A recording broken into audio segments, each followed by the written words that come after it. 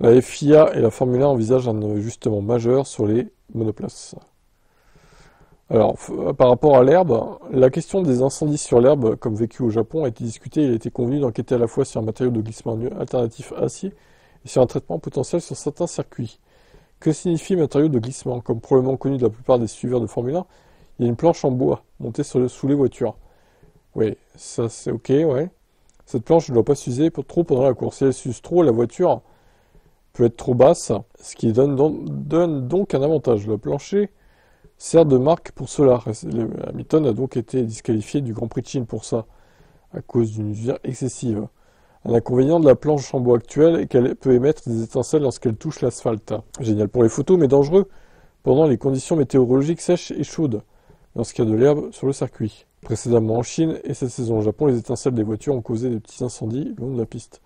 Ça a conduit à des drapeaux rouges. Alors, le bois qui provoque des étincelles, j'aimerais bien voir ça quand même, hein. Non, c'est qu'il y a une planche en acier quelque part qui est présente. Le bois ne fait pas d'étincelles, hein. Clairement, ça n'existe pas ça. Peut-être dans un monde parallèle, mais c'est l'acier qui fait des étincelles. Les équipes et la FIA ont convenu qu'il sera enquêté pour savoir si la planche en bois peut être remplacée par une planche en acier dans un avenir proche. Mais ça va être encore pire, hein. Genre, l'acier ne fait pas d'étincelles. Bah, j'aimerais bien voir ça, hein. Mettez du plastique à la limite, sinon. Ça sera plus léger en plus.